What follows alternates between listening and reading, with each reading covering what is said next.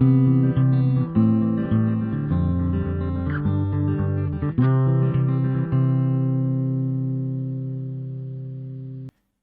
semuanya, balik lagi di channel Papan Tulis. Jadi ini adalah video pertama setelah video pembukaan kemarin ya untuk TBK 2024. Jadi bagi kalian yang udah lolos SNBT 2023, selamat. Semoga kedepannya bakal lancar. Dan bagi kalian yang masih kurang beruntung, jangan putus asa. Masih banyak jalur untuk bisa masuk ke PTN impian kalian. Jadi video kali ini kita udah bakal mulai belajar ya untuk persiapan UTBK atau mungkin mandiri di kesempatan berikutnya. Oke, kita akan bahas penalaran umum dulu. Langsung aja dari nomor 1. Jadi ada soal nih. 5 peserta ujian yaitu QRSTU. Sebelumnya gini, kalau misalkan ada soal kayak gini, kita harus lihat dulu soal utamanya itu apa. Yang ditanya itu kan nilai TPA tertinggi ya. Nah ini kita garis bawain dulu aja deh. Bukan yang ditanya ini, oke? Jadi kita jangan baca sampai selesai dulu, tapi kita baca poin intinya dulu. Oke, dilanjut. Ada 5 peserta ujian yaitu QRSTU. Oke, sekarang kita tulisin variabel-variabel dulu. QRSTU. Nah, ditulis nih total ada 5 gitu ya. Ada 5 gitu. Mengikuti seleksi masuk PTN, nilai TPA mereka sebagai berikut. Nilai U lebih tinggi dari R, U lebih tinggi dari R, tetapi U lebih rendah dari S. U lebih rendah dari S. Atau kita bisa nulisnya kayak gini. Nah, sama aja kan. Lalu nilai R lebih tinggi dari Q dan T lebih rendah dari Q. Gitu ya. Kita bisa kayak gini juga. Sorry. Ini T. Sebenarnya ini udah kelihatan sih kalau ini digabung sama ini digabung. Itu kan jadi kayak gini ya. S lebih besar dari U lebih besar dari R. Nah, lanjut ke sini. R lebih besar dari Q lebih besar dari T. Nah, pertanyaannya nilai TPA tertinggi udah pasti S kan. Karena dia paling tinggi lah, udah kelihatan tuh lebih besar dari yang lainnya. Ini jawabannya S. Tapi kalau misal kalian nih masih kayak bingung gitu kalau pakai cara ini, sebenarnya ada alternatif lain. Misalkan kayak gini. Kita dimulai dari nilai U kan. U lebih tinggi dari R. Kita tulis aja U. Oke. U pokoknya makin ke atas itu makin tinggi, makin ke bawah makin rendah, oke, nilainya. Kita tulis U lebih tinggi dari R. Nah, kita tulis aja R di bawah U. Tapi jangan mepet-mepet sama U gitu ya. Pokoknya di bawah, tapi dikasih jarak gitu. Ini menandakan U lebih tinggi dari R. Tapi U lebih rendah dari S. Nah, kita taruh S-nya di atas U. Sama, dikasih jarak juga. Selanjutnya nilai R lebih tinggi dari Q. R lebih tinggi dari Q. Nah, Q-nya kita taruh bawah juga. Dan T lebih rendah dari Q. Nah, mungkin sama nih. Sebenarnya ini sama aja nih kayak S paling atas, U di setelahnya atau di bawahnya. Lalu R juga, Q, T. Cuma kan kalau kayak gini dia kelihatan urutannya kan ya. S, U, R, Q, T. Nah, pokoknya lebih gampang lah. Nggak ada simbol-simbol gini. Simbol lebih besar. Itu alternatif lainnya, oke? Jadi bisa dilatih lah istilahnya. Lanjut ke nomor 2. Jadi sini ada 5 soal, cuma kita bahas sampai benar-benar tuntas dan gampang lah. Insya Allah semoga dipahamin. Sorry ini pakai. Nah, nomor 2 ada di sini. Oke, segini cukup lah ya. Oke, nomor 2.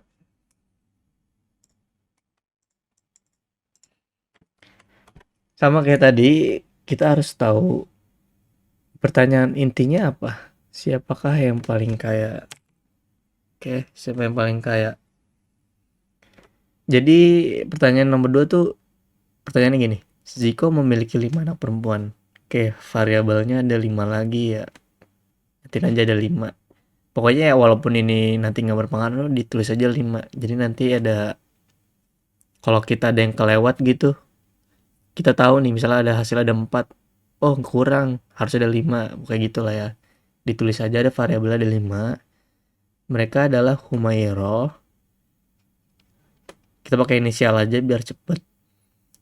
Humairah, Aisyah, Hafsah. Nah, gini nih. Kan kadang-kadang kita kalau pakai variabel itu nggak bisa satu huruf di depan gitu ya. Ada yang sama. Ini H, ini H. Nah, caranya kalau pengen gampang itu salah satu variabel kita tambahin huruf di depan di setelahnya. HA. Kan kalau Humairah kita variabelnya jadi H, kalau Hafsah HA, lebih gampang lah, ketara gitu. Lanjut, itu Ruqayyah dan Fatimah. Oke. Lanjut lagi, soalnya Humairah lebih kaya dari Ruqayyah. Oh sama kayak tadi ya. Humairah lebih kaya dari Ruqayyah. Gitu. Ini tanya pokoknya siapa yang paling kaya kan. Lalu Aisyah, bahasanya sih ya kurang beruntung daripada Ruqayyah lah ya. Nah, atau Ruqayyah lebih kaya dari Aisyah dan lebih kaya dari Fatimah. Oh, dia ada 2. Aisyah kurang beruntung dari Ruqayyah dan lebih kaya dari Fatimah. Berarti gini. Nah, oh biar enak lambangnya kita samain aja ya. Ini kita ubah aja nih. Jadinya gini. R A F sama aja kan. Jadi Ruqayyah lebih kaya dari Aisyah, tapi Aisyah lebih kaya dari Fatimah gitu kayak. Dan Fatimah lebih kaya dari Hafsah. Ya udah ditambahin aja nih enak. Udah langsung ketemu deh.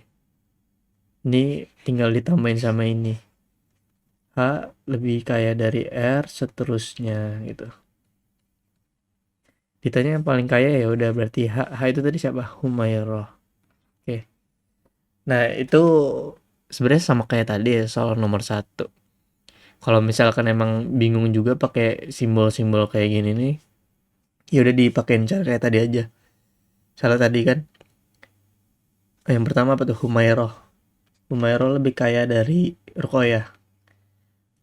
Aisyah kurang beruntung dari Ruqayyah berarti di bawahnya, dan lebih kaya dari Fatimah berarti Fatimah di bawahnya. Ini kalau misalnya kalian masih ada yang bingung kenapa ini ada 2 persamaan gitu loh, karena dia ada dan ya, dia nggak nyebutin misalkan gini, Aisyah kurang beruntung dari Ruqayyah dan lebih kaya dari Fatimah. Beda halnya misalkan kayak gini nih, Aisyah kurang beruntung dari Ruqayyah dan Ruqayyah sorry, dan Hafsah lebih kaya dari Fatimah. Nah itu udah 2 perbandingan yang beda ya. Kalau ini kan masih dia tolak ukurnya masih di Aisyah gitu. Jadi ini lanjutannya tetap bertolak ukurnya ke Aisyahnya, oke. Berarti bikin kayak 2 gini. Aisyah lebih miskin, sorry, kurang beruntung dari Ruqayyah, dan ini tambahin lagi nih di sini Aisyah. Aisyah lebih kaya dari Fatimah. Nah, biar bisa bikin kayak gini, A-nya tuh dijadiin satu aja. A lebih dari F. Terus kalau ini kan diubah bisa kayak gini juga kan. Nah, sama aja kan. Ini juga sebenarnya sama aja. Kayak gitu. Lanjut lagi yang terakhir. Dan Fatimah lebih kaya dari Hafsah. Ya udah nih Hafsah Fatimah di atasnya. Siapa yang paling kaya? Sorry. Ini H-nya Humairah ya. Humairah, sorry. Fatima lebih kayak dari Hafsah. Sorry. HA. Nah, berarti yang paling kaya Humairah. Lanjut soal ke nomor 3.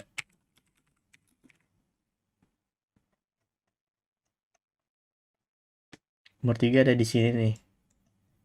Kita nyari-nyari dulu aja ya. Gak apa-apa. Nomor 3. Soalnya gini. Oh ya, kita baca dulu poin soal utamanya apa. Keranjang buah terberat kedua.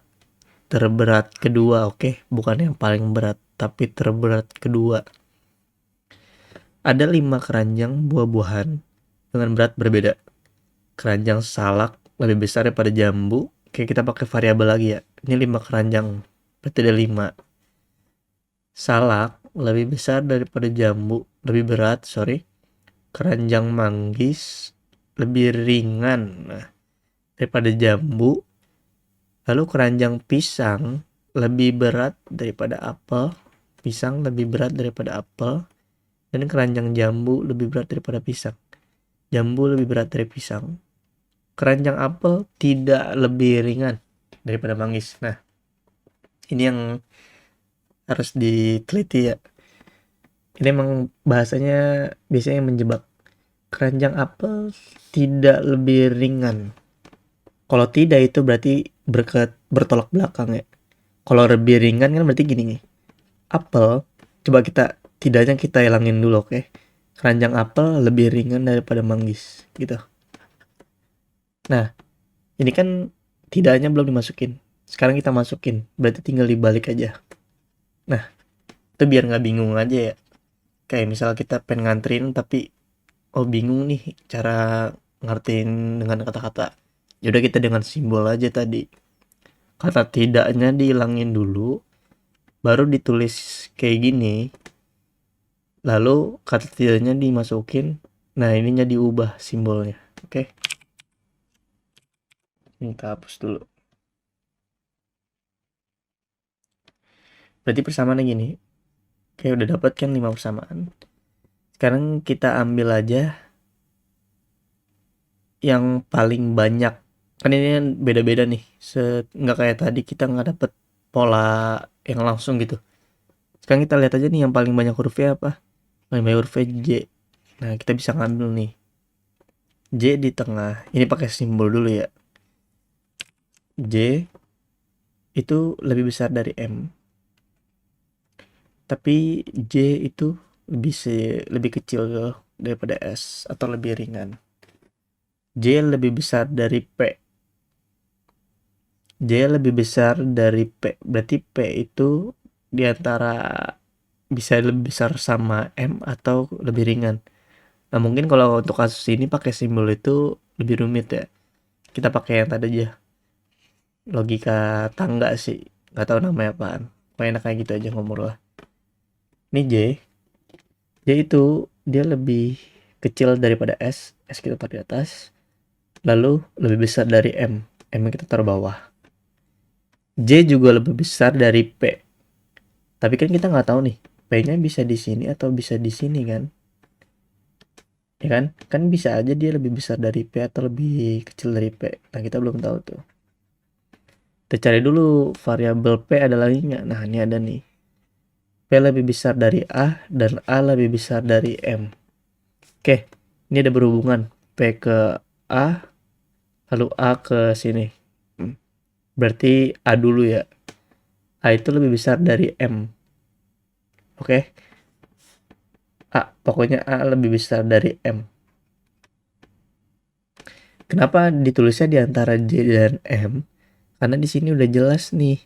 Kalau J lebih besar dari P dan P lebih besar dari A. Otomatis A-nya kan nggak ngelewatin J. Oke. Dan ini benar. A lebih dari M. Lalu P lebih dari A. Tapi dia nggak ngelebihin J. Nah, berarti sini. Oke, ditulis ulang. S, J, P, A, M. Ditanya, keranjang buah terberat kedua. Berarti yang J atau jambu. Sampai sini aman lah ya. Lanjut lagi kita ke nomor 4. Oke. Nomor 4 nih.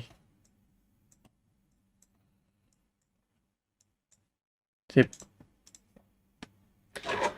Seperti biasa kita ini dulu utamanya apa. Kok ini nggak bisa Ctrl Z ya? Inilah pakai ini biasa. Pertanyaan utama itu pernyataan yang benar, oke? Pernyataan yang benar. Sama kayak tadi kita pakai variabel lagi 5 sekawan kan. 5 ada 5 orang nih. Oke. Namanya siapa ya? Selamat, Joni, Anto, Rika, dan Rahma. Kayak tadi kan. Variabel awalnya dia sama. Kita tambahin aja. Ini jadi Rahma. Oke. Selalu berangkat bersama. Joni selalu menjemput Selamat. Oh gini. Pertanyaan terakhir apa? Sementara rumah Rahma terletak antara rumah Joni dan Anto. Oke. Perjalanan menuju sekolah. Anggap aja ini 5 sekawan ini nih. 5 sekawan. Menuju ke sekolah. Oke. Kita main namanya penalaran umum, main logika aja ya. Kita nggak ada rumus pastinya, tapi pasti kalau misalnya ada logikanya benar, akhiran jawabannya itu sama semua. Oke. Jadi gini, ini tadi 5 sekawan menuju sekolah kan. Nah, pernyataan yang ada di soal itu, Joni selalu menjemput Selamat setelah ia dijemput oleh Anto. Ini masih, ya ini pernyataan, tapi ini masih abu-abu gitu loh. Belum bisa nemu titik untuk tahu posisi rumah. Kan ditanya nih rumah kan ya. Rumah ini lebih jauh gitu. Walaupun kita udah tahu pernyataan ini, kita belum tahu posisi rumah mereka. Lalu Rika menjadi anak terakhir yang dijemput. Nah sebenarnya ini kalau secara logika, kalau biasanya anak yang terakhir dijemput itu biasanya yang paling deket ya di sekolah. Karena kan gini, misalkan ini rumah Rika. Kalau dia terakhir dijemput kan enak ya. Ini jemput ke sini, jemput sini, jemput sini, jemput ke sini. Terakhir ya udah sekolah. Karena searah. Tapi kalau dia rumahnya misal di sini atau di mana, masa ya kita jemput ke sini, balik dulu jemput dia baru sekolah. Kan nggak mungkin ya. Nah itu sebenarnya logikanya gitu sih. Kalau untuk dapet posisi rumahnya Rika karena dia terakhir dijemput, ya secara logika gitu dia paling dekat dengan sekolah. Tapi ini kan kita belum ngelihat pernyataan yang lain ya, belum bisa berarti. Sementara rumah Rahmat terletak di antara rumah Joni dan rumah Anto. Nah ini yang udah pastilah sudah.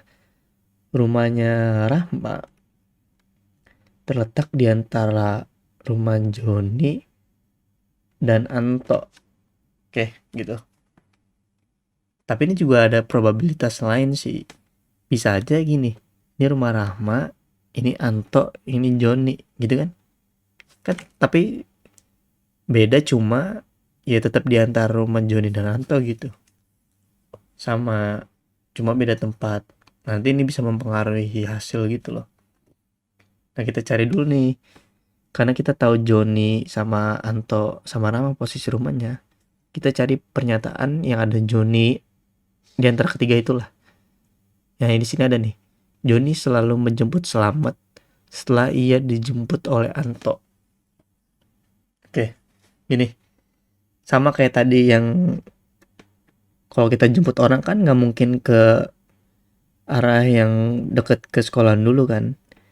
Kalau misalkan dia si Joni jemput Selamat setelah dijemput oleh Anto, berarti Anto ngejemput Joni baru jemput Selamat kan. Soalnya Joni itu menjemput Selamat setelah ia dijemput oleh Anto gitu. Otomatis Anto itu seharusnya rumahnya lebih jauh daripada Joni. Kalau misalkan Anto jemput Joni dulu, tapi rumah Joni lebih jauh, kan dia bolak-balik. Nggak mungkin. Berarti kita nggak pakai yang ini. Kita pakai yang bawahnya. Ini biar lebih jelas. A, Rahma, Joni. Gitu ya. Lalu dia jemput Selamat. Nah, biasanya kan kalau udah dia kesini, nggak mungkin dong balik lagi. Berarti Selamat kesini kan. Nah, ini sebenarnya juga Rahma itu ikut dijemput, cuma nggak diceritain aja. Karena kan mereka berangkat bersama terus gitu kan. Berarti ini ya sambil ngikutin lah. Mungkin dia kesini, baru ke rumah Joni, baru jemput Selamat. Ada yang terakhir baru si Rika itu. Nah, baru sekolah dede. Belajar berangkat bareng-barengan. Nah, pernyataan yang benar. Rumah Rahma terletak paling jauh. Gak mungkin. Dari pernyataan Rahma terletak di antara rumah Joni dan rumah Anto aja itu udah salah. Kemungkinan kalau misalnya ini dijadikan acuan, rumah yang paling jauh kalau nggak Anto ya si Joni. Lalu rumah Joni terletak paling jauh. Nah, ini juga memungkinkan. Nah, tadi ini kan ini nih, kalau misalnya kita rumah Joni yang paling jauh, ini kan kemungkinan pertama. Nah, itu salah kan? Nggak mungkin si Anto balik dulu gitu, ngejauh dari sekolah, baru lanjut. Lalu rumah Rika terletak paling jauh. Ini salah, karena Rika yang paling dekat. Rumah Selamat terletak paling dekat. Salah juga. Nah, ya udah bener nih, rumah Rika terletak paling dekat. Oke. Dari pernyataan ini sebenarnya kayak harusnya sih udah paling bener lah ya. Oke, udah nomor 4, kita lanjut nomor terakhir ya. Nomor 5. Ada di sini ternyata nomor 5.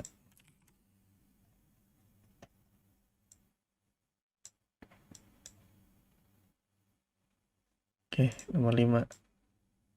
Ini dihapus dulu nih tadi kepencet, maaf ya. Nomor 5. Pertanyaan utamanya apa? Tinggi yang paling pendek. Tinggi yang paling pendek. Gimana tuh coba? Pokoknya tinggi badan ya maksudnya. Tinggi badan yang paling pendek. Oke. Rian, Randy, Andi, Leo, dan Wildan. Berapa orang tuh? 5 orang lagi. Oke, 5 orang lagi. Selalu tulis aja variabel kemungkinan gitu. Adalah seorang atlet basket. Saat akan latihan, mereka terlebih dahulu mengukur tinggi badan. Wildan mempunyai tinggi badan 185 setelah diukur. Oke, kita tulis variabel dulu.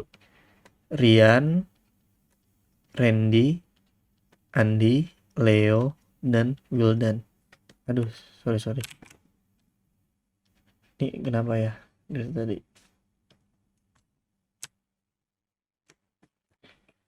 Ini Wildan, lanjut ya. Wildan tadi udah diukur 185 cm.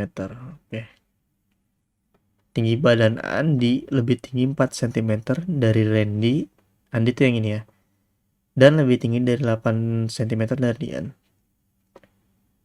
Andi lebih tinggi 4 cm dari Randy. Berarti kita bisa tulis kayak gini. 4 cm ditambah Randy gitu kan. Atau dan 8 cm lebih tinggi dari Rian gitu.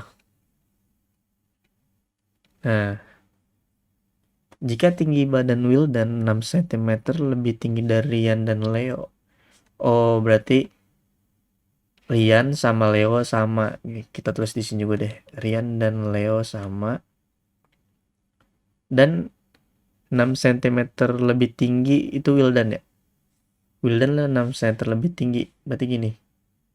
Kalau 6 cm lebih tinggi, berarti kan si Rian Leo itu 179. Tapi dapetnya dari mana nih? Kayak gini caranya. W sama dengan 6 cm 6 cm ditambah R gitu kan. Atau LE sama aja. Atau Leo. Ini nggak usah sebenarnya L aja nih. Nggak ada variabel yang sama lagi soalnya. Nah, Wildan udah tahu nih 185 cm. Kan yang ditanya si Rian berapa kan? Ya udah, karena di sini ditanya Rian 6 cm pindah ruas. Kalau pindah ruas, dia jadi bertolak belakang lambangnya, dia jadi negatif gitu. 185 cm dikurang 6 cm sama dengan 179 cm. Nah, ini Rian. Rian dan Leo 179 cm. Oke, udah ketemu ya. Lalu si Andi lebih tinggi 4 cm dari Rian. Berarti tinggi Andi berapa? Ya udah, 4 cm ditambah si Rian itu 179. Berarti Andi berapa tuh? Andi 183 ya? Sorry. Sorry.